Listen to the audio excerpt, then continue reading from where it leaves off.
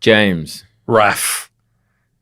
In the future Mars colony, what job would you have? I think that I would be able to, I'd be paid to kind of come up with new sports. Okay, yeah. So the Mars Authority, let's say, Yeah. like the provincial colonial authority of Mars, Yeah. would be like, we need to find something we can do probably inside our like weird geodomes. Yeah, exactly. Fortunately, it would be an opportunity to like revisit, I guess, some sports that are popular on Earth, on planet Earth, and fix them. Yep. For example, in soccer, 2 balls. 2 balls. That kind of stuff, you know? That kind of gear. Yeah, and tackling is allowed. Tackling's allowed, 2 balls. Yeah. If the ball goes out, it's always a kick in, no throwing. If we're doing no hands, we're doing no hands. You have to have your hands tied behind your back, in fact. This kind of stuff, you know? Yep. That's what they pay me for.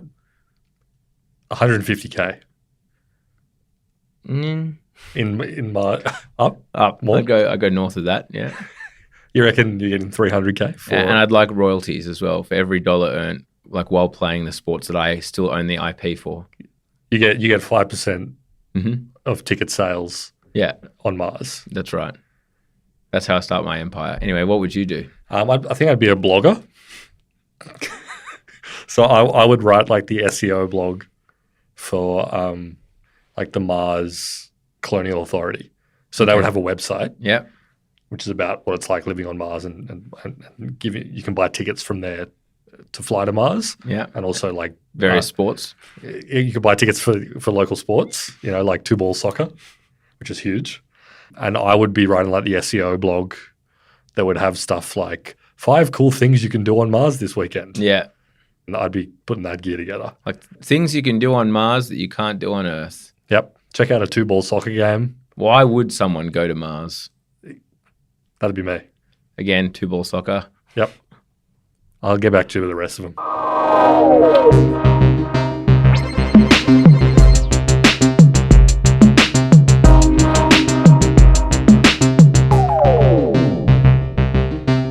Mars. Why would anyone want to go there? No, okay, sorry. I take that back. I admire the idea of someone standing on Mars and just 2 thumbs up, take a selfie, all that. Yep. You know, say some line that they've come up with. That echoes throughout history. Yeah. And then head home. Yep. Fine with that. You're good with that. But the whole like living on Mars, I do not for the life of me understand. Yeah, it looks pretty miserable over there. I'll be honest with you. Presumably it'll be one of those things where we just somehow set up some kind of geodome or whatever that's able to sustain life. The entire economy would be dedicated to just like attempting to survive on Mars. Do you know what I mean? Like, and the amount of resources and everything required. Like apparently on the ISS, on the International Space Station, it's like 95% of the quote unquote astronauts' time up there is just like repairing things. Yeah. And just fixing all of the shit that's going wrong. Yeah, again, living on the ISS, I think it's cool conceptually. We've got a bunch of Americans and Russians sort of living up there. Yeah, floating about. On different sides of the share house. And I think it's a wonderful scientific achievement. Wouldn't pick it for myself. Not somewhere that I want to spend my time. No. The internet, I assume, sucks. You got to do those like weird little treadmill exercises to make sure your legs don't atrophy. Yeah, wither away. Yeah. And is it true? I don't know if this is true. It's probably not true. I'm going to be perfectly frank. I'm so ready. That you have to take like drugs that like lower your like sexual drive up there. I heard that. You have to. It's the law. Yeah, I heard that. You can't get horny in space. They're basically chemically castrated for a period of time up there. That's what I heard. I don't know if that's true. There's no way that we can confirm that. There's no way to confirm that. I'm going to say that one's true. Anyway, we are talking about space today. We're talking about SpaceX, which a couple of people have requested. A few people brought it up in the Discord and elsewhere. As you most likely know it, Elon Musk's space exploration company. And it is actually an interesting one because let me put it out to you. You got to hand it to him. You may find him infuriating and annoying and cringe. Yeah. All that's true. Yeah. But SpaceX is a pretty remarkable sort of company in what they've managed to do in the time they've been around. It really is. So you do got to hand it to him on that one. But and you can see how it kind of very much fed in, if not like is part of the genesis of the Elon Musk, mythology. As a guy. I mean, it probably is way more important than Tesla, because I feel like, the TED talk about going to Mars and stuff was kind of part of it becoming Elon Musk's story. Definitely part of his like myth is like he is the space explorer guy. Yeah. That was one of the things that turned him into like the Coolin-based epic science guy kind of thing he was for a while before he bought Twitter and sort of went off the rails. Yeah, nuked any reputation that he still had with normal people. But not normal people. And so I will just quickly say further to that, in my quote-unquote research for this episode, one of the things I came across was a Quora question about, does Elon Musk actually do the rocket engineering designs himself? Yep. And so, you know what I mean? Like SpaceX adds to this. The allure. I was like, he's in there just doing a bit of rocket science. Yeah, because there's a few things that go on with like space exploration and space technology, and rich guys getting really, really invested into space, because obviously it's not just Elon, even though he is probably the most successful of the rich guys who've gotten into that. But, the context of why all that sort of stuff sort of happened, and why, most importantly, space exploration became like a private company or like a corporate sort of endeavor rather than, the government through NASA and whatever, is sort of an interesting angle as to how it all came together. So I'm not going to relitigate the 20th century of space exploration. You've probably heard about some of the milestones. Yeah, man went to moon. Man went on the moon. Sputnik dog. Yeah, the dog that died in space, yes. Yep. So obviously that was a big Cold War thing. There were only a few things you could do as a nation, a superpower in the Cold War, to sort of flex your muscle and show that you were better than the other one. Number one, space stuff. Yeah. Number two, proxy wars in the Middle East. Yeah. Those were good. Yeah. Number three, pumping your Olympic athletes so full of steroids that their dicks fall off. Yeah. Those were the three things you could do as America or Russia to show that either capitalism or communism was the dominant system. Yeah, and we still don't know to this day. It's up in the air. Who knows? So after the end of the Cold War, Berlin Wall fell, the American space program, which had been triumphant, sort of lost its purpose a little bit. It didn't have like a superpower to flex on anymore. They'd been to the moon. There had been a couple of setbacks, the Challenger disaster, the Columbia disaster. People love seeing Neil Armstrong walk on the moon. Yeah. They're not as keen on seeing a spaceship explode on live television with a bunch of people on it. No. It's a vibe killer. Yeah, for sure. What are we doing up there? What are we doing up there? And also, once you get, what's the next milestone? Going to Mars. Yeah. Colonizing the gut. That sounds very expensive. It's very hard to convince people that that's something that they should be spending their tax dollars on. Consider me unconvinced.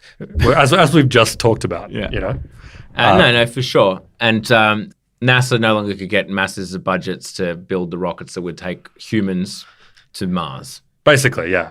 There's a few, there's a bunch of other little annoying things that go on there, but it's evidenced by the fact that NASA wasn't really doing a whole lot throughout the 90s and 2000s. Sorry, we should say they obviously play an important part in even understanding the Earth, using satellites and whatever, so to get a greater understanding of the Earth, of a planetary system, of the moons of Jupiter. All that stuff. Oh, they're on top of all that stuff. But, no big kind of, you're watching the news and it's just like you're seeing the NASA. Guys in the control room, they got their headsets on. Yeah. You don't see as much of that anymore. So that didn't mean that there wasn't a rarefied class of rich guys that really wanted to get up in that stuff, explore the cosmos, make human consciousness multiplanetary, as Elon puts it. Yeah, Branson. Bezos. Yep. I mean, the Branson one, very quick diversion, Virgin Galactic. Yep. Close to bankruptcy. Yep. So this is the Virgin, space travel as like a tourism. Space tourism, Space tourism. They went public via a SPAC, one of Chamath's SPACs. Yes. So. Yeah.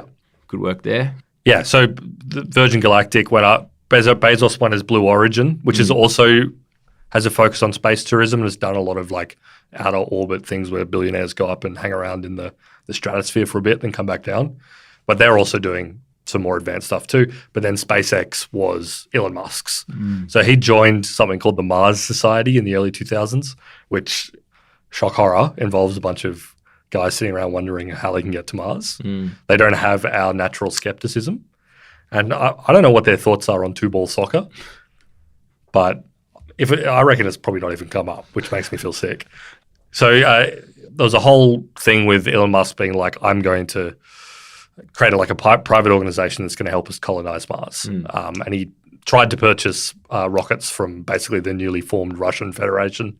Didn't pan out. And he was like, we can probably build it ourselves. And that was sort of the genesis of SpaceX back in 2002. But the whole idea that SpaceX has been built off is reusable rockets. Yeah. They didn't invent the concept, but they were certainly the first one to really bring it into like commercial viability and like scientific viability. Because sending rockets into space is super expensive, as you can probably imagine. It's one of the most expensive things you can do. Yeah. And as I said, a lot of people are sitting around, including us, thinking, "Oh, why would you even bother doing that?" Yeah. If you can make it a bit cheaper. Okay. I'm listening. I'm listening. I'm back at the table. How cheap we talking? We're talking $25. Can you tap on with your card? Yeah. Reusable rockets means you can shoot a rocket up into space and then it comes back. You can use the lift-off mechanism essentially again in future. Yeah. That's the whole innovation and what SpaceX has managed to do. So yeah, over the past 20 years, they've developed into a sort of a space powerhouse, one of the most important companies in the space. As I said, impressive company. While at the same time, obviously the public sector funding for space exploration and whatnot has decreased. That's right. And part of the thing that helped SpaceX flourish, apart from the fact that they had the right idea on reusable rockets and a great team, etc., is that NASA became more of like a private-public partnership model, rather than getting all these eggheads in wireframe glasses sitting around in Cape Canaveral or whatever designing big rockets. They partner with private sector companies to do that stuff. And SpaceX is one of the biggest beneficiaries. And to this day, that's where they make most of their money, from NASA contracts. Yeah. NASA paying them to do stuff. Send supplies to the ISS. That's right. Yeah. So they've got a few different models, I guess you could say. They have the Falcon, which has gone through a bunch of different models, and it's basically their reusable rocket. They have the Falcon Heavy, which is like 5 of them stuck together. It's meant to be obviously a stronger version. The Dragon, which is the ship they send up to the ISS to resupply it, bring them their chemical castration pills. Yeah. Yes. Very, very, very important. It's just a whole ship loaded with anti-boner pills. Yeah. And Elon Musk goes up personally and distributes them. Go on, boys. You know the rules. Yeah. Takes 30% margin. Yeah. It's a good business. It's a great business. It's like clipping the ticket. And the other one that they're working on is Starship. Sort of cringily. This is the big dog. This is the big dog that they tested earlier this year, and wasn't a successful launch. But it's one of those ones where it's like even a failure is a win. Is a win. But this is the one that it's going to take us to Mars? That's the one they eventually want us to take us to Mars. Yeah, but obviously they're not making any money from Starship at this point. No. They've taken on a bunch of investment, and I'm sure there's a pitch deck, 100 pitch decks floating around about how one day Starship will be this passenger vessel that you can catch to the Mars colony. Yeah. To check out a 2-ball soccer game. Could be good. Yeah. But for now, obviously, that's not where their money is coming from. Their money is coming from a few different places. NASA contracts for the Dragon to supply the ISS. And also, one of their big lines of business now is being a relatively economical way for themselves and a bunch of other partners to shoot satellites into orbit. Basically. Satellites. The sky that we grew up looking at has changed, James. Changed forever. Go on. One used to lie on their back and stare up at, the nether regions of the galaxy. The Big Dipper and so on. Orion's Belt. I mean, that's a very northern hemispheric. I was kind of more thinking like the Southern Cross. Oh, yeah. Anyway. Classic. And nothing would be really moving up there other than the occasional plane. Now, it's a mess.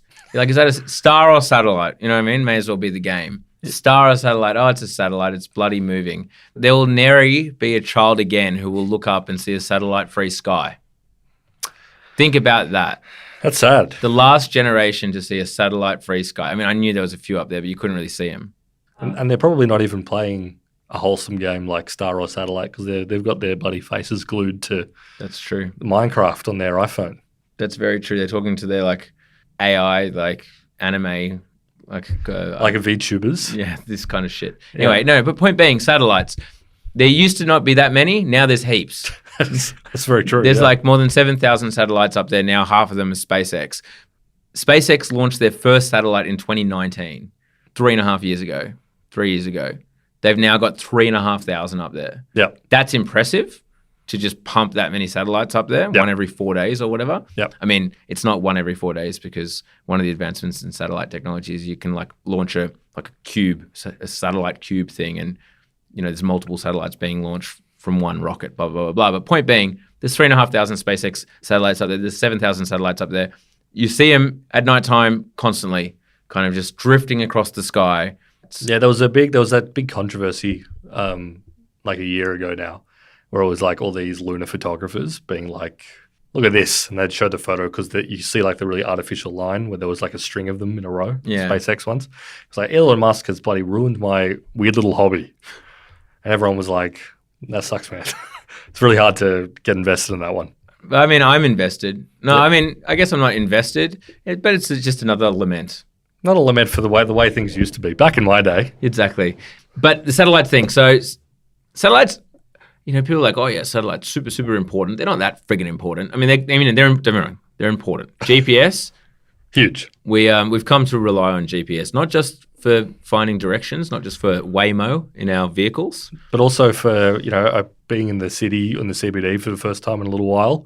You're in for an errand or something, and then opening up Google Maps and just typing lunch.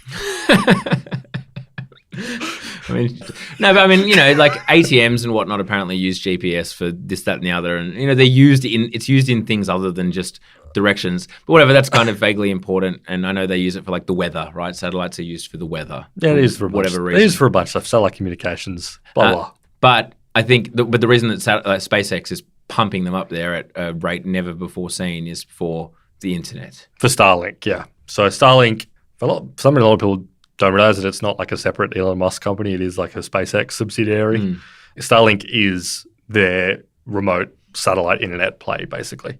And over the past couple of years, it's expanded relatively dramatically. The pitch is that if you live in a remote area that isn't served by fiber or cable or mobile internet even, and you got spotty reception, for example, if you live in regional Australia, which has been one of the big areas that Starlink has targeted, they've done a lot of campaigns. They partner with Optus to get internet out to people in regional Australia. The idea being you can get like pretty fast internet. Yeah, and you get your own little satellite dish, right? That's your welcome pack. You've got a little box with a satellite dish in it. And you just put it on the ground, and apparently it's kind of cool. It tracks satellites across the sky. Yep. Like it moves slowly with them, sending a connection up to a satellite that's whatever the nearest satellite is flying overhead, so you can get a pretty decent internet. Yeah. Not setting the world on fire, but decent. Decent, yeah. They claim that you get like 20 megabits up to like 200 megabits or 50 up to 200 or something, which is totally fine and definitely better than a lot of people would get in regional Australia, for example. Yeah. And then, it's something that can be used on boats, and aeroplanes apparently are starting to use some Starlink and whatnot. Yeah. Blah, blah, blah. So, it does make sense for obviously a bunch of situations. Yeah. And they're estimating that by the end of 2030 or something, they'll have 40,000 satellites up in the air, basically all for this Starlink thing. But another place where Starlink really made the news, the military exercise in Ukraine. Yes. Yep. The minor operation in Ukraine. Yeah, but obviously one of the first things Russia did before their military exercise in Ukraine was they knocked out all of the internet. And Elon stepped in, provided Starlink for free, I believe. He was saying free Starlink services to all of Ukraine. Now, he then found, much like with Twitter, like Twitter, now X, he found very quickly that moderation wasn't so easy. This is, I feel like, almost another moderation issue that he ran into with regards to Crimea. Yeah. No, global politics is really just a mods and admins sort of situation. Yeah. That's how you can think about imperial management. The United States is an admin. Yeah. Then it's got regional moderators that operate and enforce its will. Yeah. And us, we're just lowly posters. Yeah. Yeah. Facing the ban hammer at any moment if we cross the big dogs. It's very true. Yeah. But what happened with Crimea? So there was an interesting controversy came out, and this all feeds back into like, I don't know, whatever Elon Musk is trying to do on the global stage now. Yeah. But yes, the Ukrainian military, Department of Defense in the US had been using Starlink to supply internet to Ukrainian military. There was a story appeared in Walter Isaacson's Elon Musk book, which Walter Isaacson sort of previewed by publishing in a newspaper, I'm pretty sure, which basically said that the Ukrainians were going to use the Starlink connection to do a drone attack on a Russian warship, basically. And Elon Musk stepped in and cancelled it, turned off the internet, instructed his SpaceX and Starlink team to turn off the internet, and then the operation didn't go ahead. Obviously, when you hear that, and Walter Isaacson sort of dropped it as like a funny little anecdote, and it pissed off a lot of people because it suddenly seemed like Elon Musk was sort of calling the shots on certain military operations that he liked or didn't like. Yeah. Then Elon Musk came out and basically denied the way that the book framed it and said, actually, it wasn't that. There was no internet, and I just didn't let them turn it on for that operation. Rather than there being internet and Ukraine just assuming that, like the military being like, well, we assume there's going to be internet, and Elon Musk at the last second being like, turn it off and like stop the operation. Ukraine requested he turn on the internet in Crimea, like in the Crimean waters or whatever, where there wasn't previously, and he said no. I mean, you know, if you're someone who's a Ukraine flag in bio kind of guy, probably don't draw much of a distinction between those two things. But this is what I mean by it's like a moderator thing, right? It's like Elon claims that, you know, the rules that they set was that Starlink can't be used in like offensive military exercises or whatever. Like it can't be used to send missiles into someone else's country or do operations in someone else's country, blah, blah, blah, blah. And so this was just following the rules. Obviously, the complication being that like we don't know the full details, but like Ukrainian military claims that they'd requested permission to do other things in the past and had been granted and blah, blah, blah, blah. So it comes down to that big question, same as moderation, who should have the right to determine what can and can't be done, can and can't be said, et cetera, et cetera. It's a complicated issue. Certainly. And I think, again, it comes back to this weird Elon Musk thing where it's like, in much the same way I don't know whether he anticipated or not, but by buying Twitter, he all of a sudden had to make all these calls about like the flow of speech and how making moderation decisions that he maybe was not keen to make. In this case as well, if you establish a global internet network which delivers relatively high-speed internet to wherever you like on the face of the planet, including many remote areas not served by a country's normal infrastructure, you're probably going to get yourself into some relatively thorny positions in areas of conflict, in areas of whatever. And if they're going to put another 40,000 satellites up in the air, presumably that issue becomes even more pronounced. Yeah. But like again, when it comes down to it, it's like it's impressive that this company in just a few short years has put itself into that position of power. Totally. I mean, you can quibble as to whether you want Elon Musk as the guy holding the joystick. Yeah. Probably not. Well, I think in this case, the outcome they came to is that with regards to military contracts, they've created like a separate company altogether or whatever to Starlink that is directly contracted by the American military and basically outsourced that decision to the American military and just kind of said, and the services or whatever to that business. It's like, yeah, here you go. We'll give you the satellites or whatever, or like access to satellites. We have no idea what you're doing with them. You're the guys dealing with the data and those decisions, blah, blah, blah. And making the call, like what operations or whatever they're used for. Probably the right outcome. How much does that absolve you by just saying like, I know nothing or whatever, but, probably enough, I guess. Yeah. But, again, it just feeds back into this thing that SpaceX in really a few short years has established itself as a real like power center. It's incredibly impressive. I mean, as we've said, it's hard to think of that many hardware companies that have been established in the last 20 years. Consumer product hardware companies at all really that have gained any traction and success. And I mean, while SpaceX you wouldn't typically call like a consumer hardware company, Tesla obviously is. Like Starlink makes it consumer internet, exactly, right? It makes it consumer. And it's very obviously like, and the way that I'm sure they're thinking about it is like, this is how we make revenue and profit that we can then reinvest back into the core mission, which is like sending a guy to Mars. Yeah. Sending some guys to Mars. And it's kind of interesting, like, 'cause SpaceX is a private company. We don't know what their books look like. And it's further complicated by the fact that so much of it is government contracts. And, Yeah. you know, those can be sort of complicated to tease out. But government contracts are typically big. Huge, yeah. And evidence that there's been some reporting around that SpaceX has actually been profitable at various points in its existence, especially after it started launching satellites for third-party clients, which, you know, has netted them a bit of money.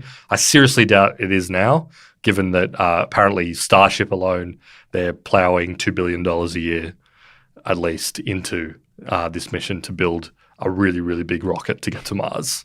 And it is again, it's funny that there's this company that's sort of expanding and trying all different things with space tech, which is becoming a bigger deal.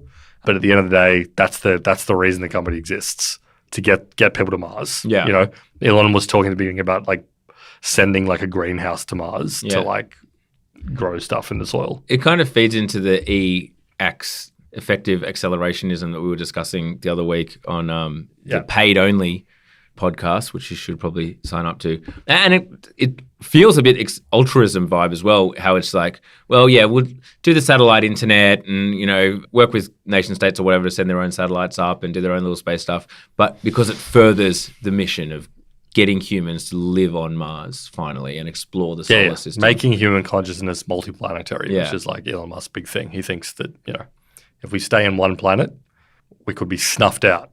But if we went to an unbelievably inhospitable red planet with no oxygen, now we're cooking, baby. Yeah, sure. Not for me. My main thing is that I'm obviously going to spend so much money and effort uprooting my life and relocating to the Line. That's true. In Saudi Arabia. Yeah. Where I'll also be a blogger. It's the Line or the terraformed Australia, as discussed. Yep.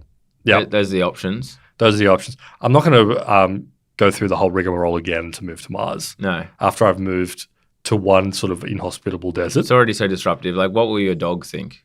Yeah, exactly. I've got a French bulldog. My French bulldog's not going to go to Saudi Arabia and then Mars. Yeah.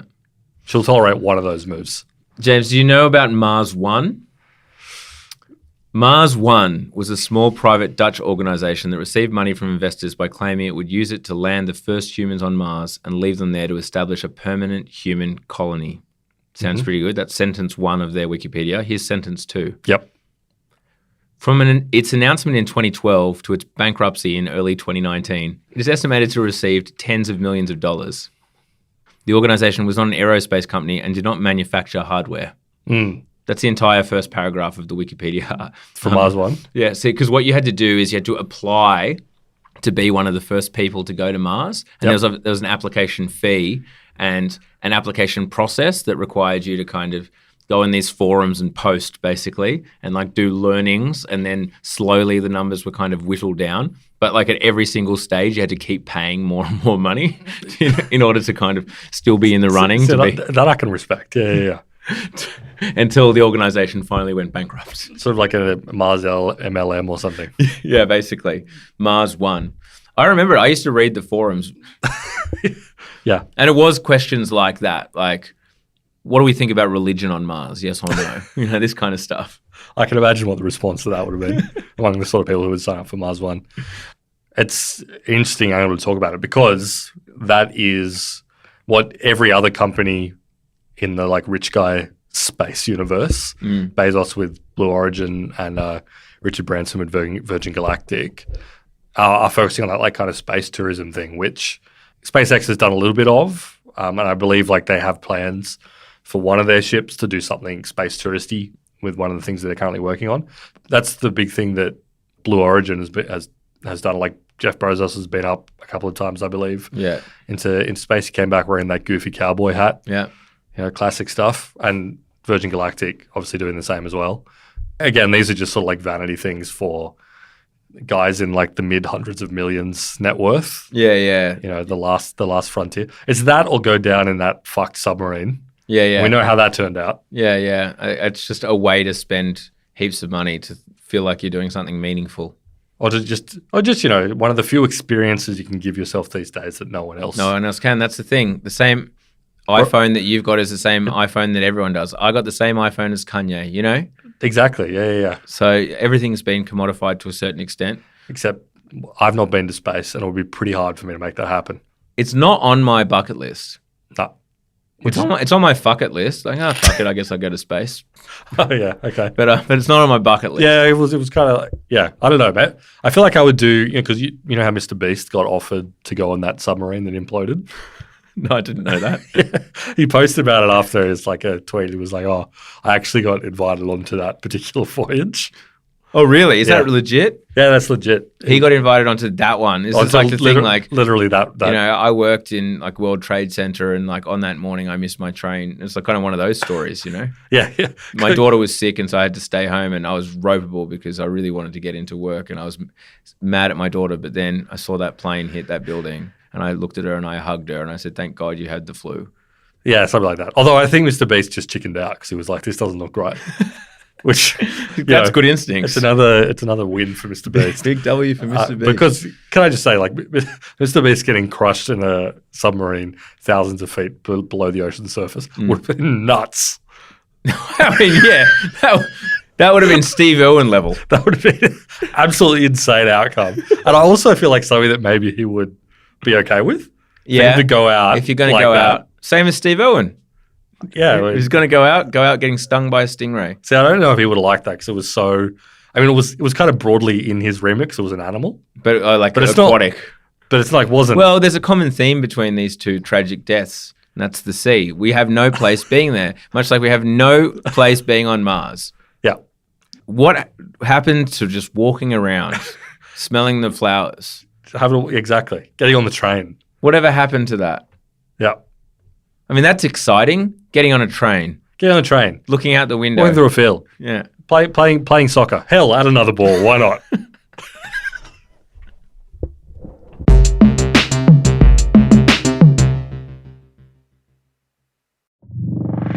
Hey, Raph. Hey, James. Did you know that you can get an extra episode of Down Round every single week on top of the one that you're already getting? Yeah, I knew that. Well, yeah, obviously you know, but the person is, I'm using you as a vessel to explain. Sorry, as I'm the listener. No, go on, tell me more, James. How much does it cost? A mere $7 a month, Raph. Okay, where do I go to find out more about this? You go to downround.net. Okay, I want it. Well, I'm sure you do. I feel like I'm missing out by not having it. Exactly. No ads. Second episode per week, and a few other little goodies that coming down the pipeline as well. Head to downround.net. Downround.net. And sign up to Downround Premium.